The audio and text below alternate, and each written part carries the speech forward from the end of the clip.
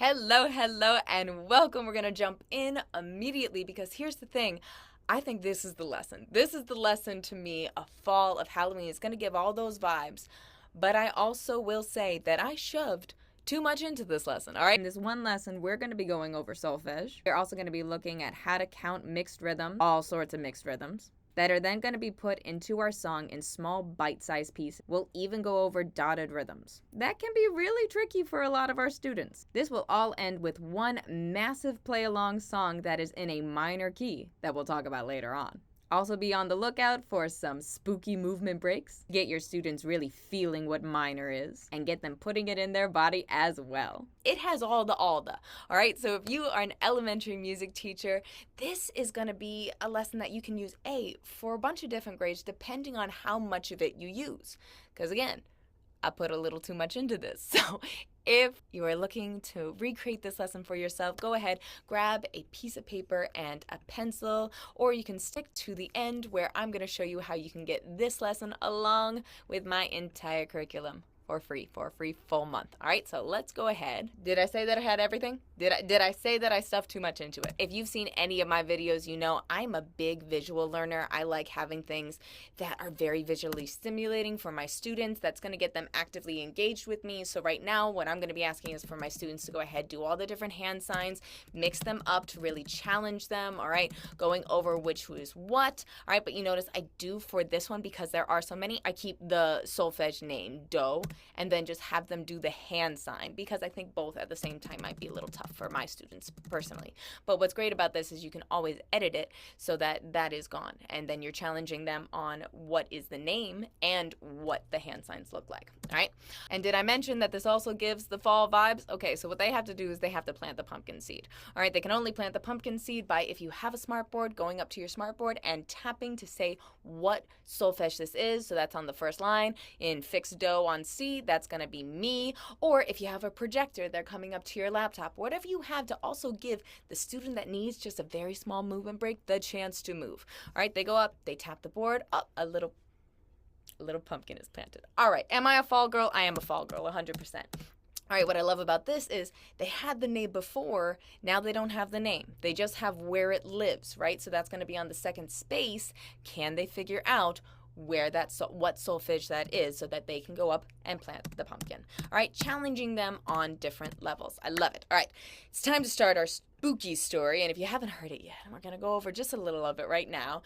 But what I love is, and it's something that my students absolutely love, I don't know why, time to start our spooky story about pie. That's going to come up multiple times. I don't know if your students are as weird as mine. Having that about pie afterwards, they love it. They love it. Don't ask me why. So the story is called The Perfect Pumpkin Pie. And like I said, that totally already, just from the title, that gives the autumn vibes. But the Halloween vibes come from just how creepy this is, especially because we're going to pair it with our own creepy song. All right, so I don't have time to read this whole thing right now, and just as a friendly reminder, if you can, make sure that you are either grabbing this book from your local library, right? You are buying this book from your school's budget, whatever you can do so that we are supporting these amazing authors who make these books that are just so easy to make learning so effective and engaging for our students. All right, so like I said, I won't have time to read the whole thing, but to sum it up, there's this old grumpy man, Old Man Wilkerson, and he's a little rude to his wife, if I'm being honest, and he's like, about time, I want to eat some pie, and I use my old grumpy man voice because, again, the kids love it. You might not. We'll keep going. Mrs. Wilkerson cuts a slice of pie and puts it on a small plate. She held the steaming pie under Mr. Wilkerson's nose. After we pass on, she said in her sweetest voice, there'll be no more pie. Huh, shouted the old man, grabbing the plate. Then I ain't going, right? He's about to eat the pie. He ends up dying, all right? So maybe your school isn't going to be ready for something that is this creepy, but maybe it is. My school is definitely a little bit more open. It depended on the class sometimes if I thought that my students would be able to handle this, or if I thought, you know what, this is not going to work for this class. So obviously use some discernment for this. For me, it's a very funny story that my students absolutely are obsessed with. Mrs. Wilkerson goes, she buries her husband, Mr. Wilkerson. No one ever heard from Mr. Wilkerson again either. He was, after all, dead. Or was he? And then I say, what a spooky start to a story.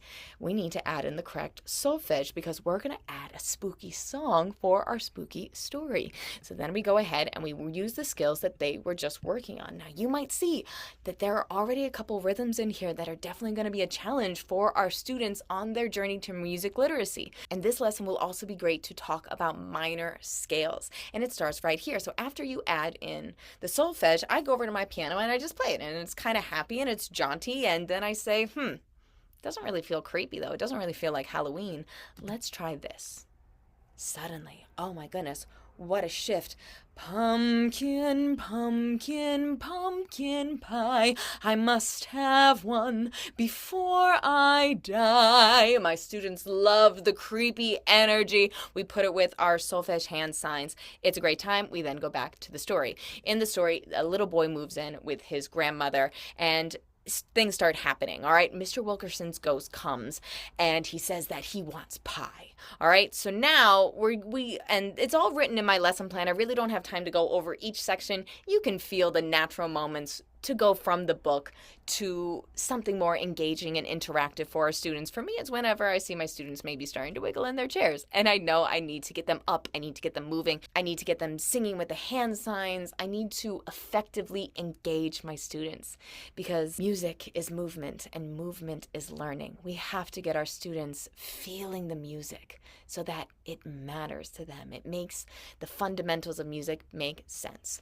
So now we sing through it one more time because the ghost just said, pumpkin, pumpkin, pumpkin pie. I must have one before I die. We sing it and then we say, let's take a look at this creepy rhythm. First things first, we're going to need help from a great big dot. All right. And what I love about this is, again, something like a dotted rhythm can be really hard to just imagine in your head. So making it very visually stimulating for my students, walking them through it, to me is a great way to engage my students now.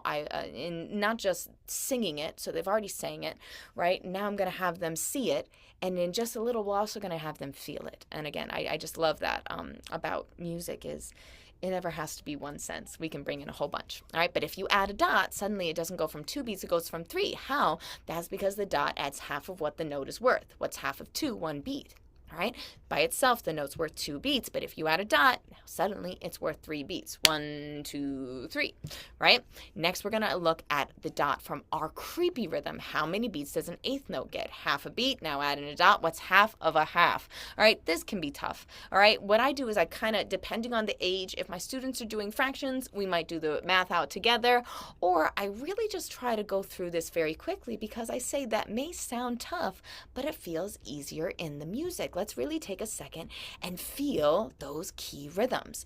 Pumpkin, pumpkin, pumpkin pie. I must have one before I die. Right? We'll really take a second to feel those rhythms. Maybe you're having them sway to the music, whatever it is, so that they're feeling it. Maybe you have them jump on those 16th notes at the end. That's always been very helpful for me too.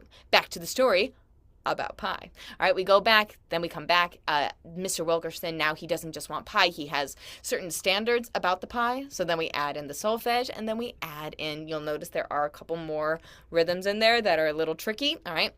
I must have one before I die. It must be round and brown as toast, or I'll haunt this house like a hungry ghost. That's what it said there, if you couldn't see past me.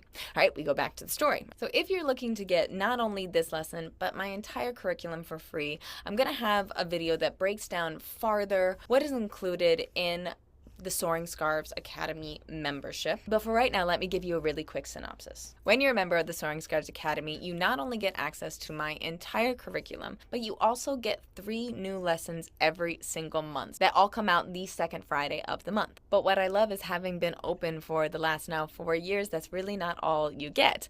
All right, you also have 20 plus hours of my professional development. I walk you through some of my favorite movement breaks that to me are just the tools that we all need to keep in in our teacher tool belt. We have assessments that have created specifically with movement in mind. We have our 5-week Soaring Scarves challenge, because if 20 hours of professional development sounds like too much for you, I have broken it down into 5-minute little increments. And of course, the reason that all of this started, we have my scarf dances, both the teacher breakdowns, so how you can learn with me, or the follow-alongs, where you can just put me up on the board and I'll walk your students through some amazing classical movement. Tempo, texture, rhythm, pitch, all of it are going to be found in these scarf dances, but put into your student's body to again make it make sense. Now, obviously, this was just a quick run through, but if you're a teacher who is constantly stressed about school the next day, about not having enough time to lesson plan, about struggling with behavior management, if you're a teacher who's constantly questioning, are you giving effective experiences to your students in a way that makes their learning matter more, then go ahead and try the Soaring Scarves Academy for 1 free month. Grab the lessons that you want, and if after a month you decide it's really not for you, then you will have the first month refunded to you, no problem. So with that, let's jump back into the story. Did you see a group of rhythms that look a little different from the last part of the song? Talking about now these 8th note, 16th note mixes, all right? Let's see how we would count them. Again, this is something that if you were just to explain to me is not as effective as if we walked them through. Think about how you would count this rhythm and think about how you would count this rhythm. All right, barred 8th notes plus barred 16th notes. This is a mix of both, all right? Think about how we count this. Sometimes they mix. Which part looks like an 8th note? 1 bar at the top. Which part looks like 16th notes? 2 bars at the top. All right, together they make and then we count them. We take the 1 from the beginning and we take the and from the end. All right, careful, now I switched it. This looks a little bit different. Can your students do this on their own? Can they analyze how they would count this based on where the 16th notes are, right? And where the 8th note is, right? And how we would count it, okay? And then we go back to the story about pi. We know how to count these rhythms, but how about the one that we looked at the beginning, which is a little harder to figure out how to count. All right, let's see how we would count this new rhythm. For now, let's keep it paired with a 16th note at the end. All right, remember, a dotted 8th note is worth 3/4 a beat. And again, that sounds challenging for a lot of students, so this is how I describe it. Remember that a dotted 8th note is worth 3/4 a beat. You can also think of that as 3 out of 4 16th notes, because each 16th note is worth 1/4. So if you have 1 16th note, 2 16th note, 3 16th note, that's 3/4 a beat. All right, when we see these rhythms grouped together, the dotted 8th note takes place of 3 of the 16th notes, but that still means that 1 of the 16th notes is left over at the end. All right, think about how we would count. Still doing the same thing. Find the 8th note, find the 16th note.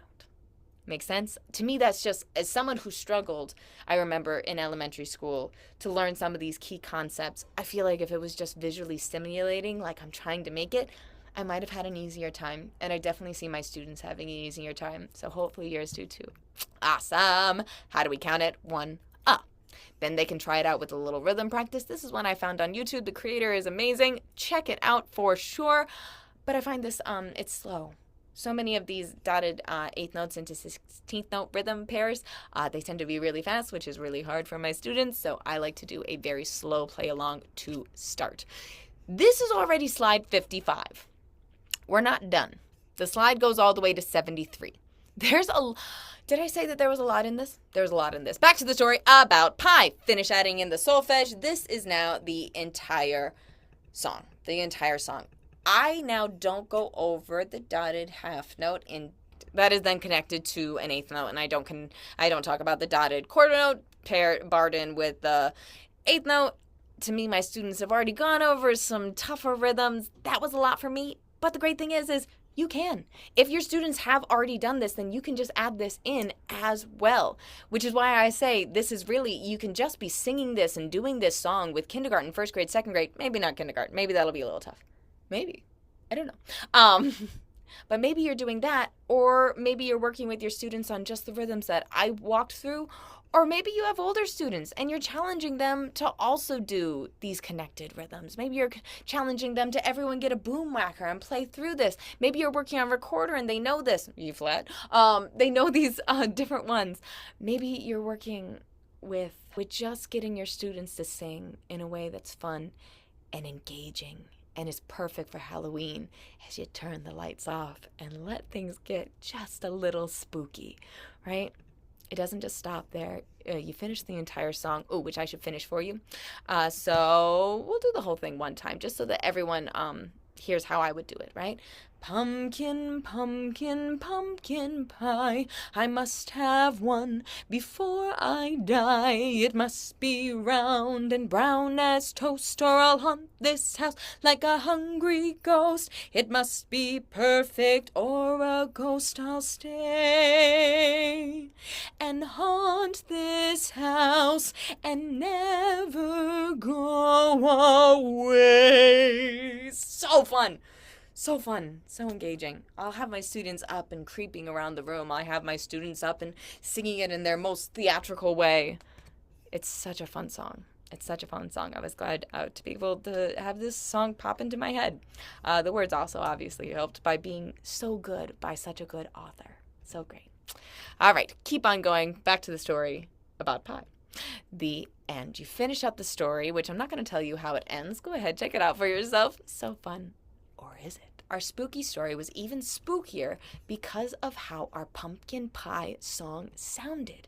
Can you tell the difference between songs that sound creepy or don't? Now remember, throughout the entire lesson for here, I had my students singing, I had them critically thinking, I had them learning different rhythms. I probably had some instrument out of some sort at some point. I think in past ones when I couldn't even get my students really on boomwhackers because I didn't have enough of the accidentals, I just got them on percussion instruments, right? Either way, I've had my students singing, I've had them learning some new mixed rhythms, I've had them in some way, shape, or form playing along, and I've definitely had them up and jumping to the rhythms and moving to the rhythms and feeling some of these more tougher rhythms, all right? But now, they've still been sitting for a while, so it's time for a movement break, in my opinion. Is it creepy or not? Click the pumpkin, which you'll see in a second, and listen to the music. Then it's time to move. If it's creepy, which I've had this done where I either have my entire classroom move, or I have one student, or maybe two or three, depending on, their confidence level, stand at the front of the room. They decide what they're listening to. Is it a creepy song or is it not a creepy song? And if it's creepy, then they can do things that then the rest of the class has to guess while they mirror what they're doing. So one student, if they're the leader of the group, then they're up and they're stirring the cauldron and they're doing spells or whatever it is. And my students then have to guess while they mirror it. And I always have it, high expectations are definitely necessary for this. But that's with every movement break, right? That doesn't mean that we don't do the movement break. That means that we make the movement break matter more by having our expectations through the roof to make sure that our students are safe, but also having a great time. Is it creepy or is it not? Click on the pumpkin. Now, I also do a lot of scarf dances to classical music. And William Tell is a song that my students will have already known. And so they might do some of the scarf dances. Doesn't matter to me, but they're moving, right? They're, again, doing either, probably for this one, I would say a movement that is not creepy because William Tell's Rossini, not the creepiest. All right, then they move on to the next one. Again, listening first. In the Hall of the Mountain King. Definitely creepy. All right, so on and so forth. I think there's two more. Again, some are creepy, some aren't. It's an easy way to not only get them analyzing some music, are they listening? Are they hearing some things that tell them what's creepy? Is it minor? Is it quieter? Is it more staccato than others? Talk about what they're hearing and why that gave them the creeps or why it didn't, right? And then, and again, I said I put too much into this, but if you have time, which if you're trying to do this in one lesson, you won't. I'm going to tell you right now, unless you have an hour and a half with your students, you're not going to have enough time. But that's why I love using this, because it's not just a one-off lesson. If you have this lesson, you can use this 2 times. If you're also playing along with the song, you can use this lesson 3 times. Yeah, there's a lot in it. And I love making material that is going to last my teachers. So I hope it lasts for you. Why are some songs creepy and some are not? Let's find out why. All right, this is if your students have also worked on the treble clef. We go ahead, we walk walk through some of those notes. And what is a scale? An ordered sequence of patterns or notes. Okay, the scale starts on C and ends on C, but something now is up with this scale. Does it sound spooky to you? Probably not there, but how about now? Does it sound spooky? All right, talk about what minor scales are. Build a minor scale, and then at the end, if you want, what could be spookier than a quiz? So grab a cheeky little assessment on can they hear the difference between major and minor. And if you want, I'm out of breath, but at the end you can also do a fun play along to Vivaldi's Autumn Movement 3 with some of those rhythms that we talked about. Mainly I dotted some dotted rhythms. It is in 12/8 time, so does it pair perfectly with this lesson? No. But is it sometimes just nice to end with a rhythm play along? 100%. You can also find that rhythm play along on my YouTube channel, along with a full scarf dance also to Vivaldi's Autumn, and some ideas for some really fantastic lessons as well. So make sure you go ahead and like, subscribe, and follow along, because I'm so happy to say that this YouTube channel might be new, but it is definitely going to be growing. So thank you for coming along on this journey. I hope this was helpful, and happy playing.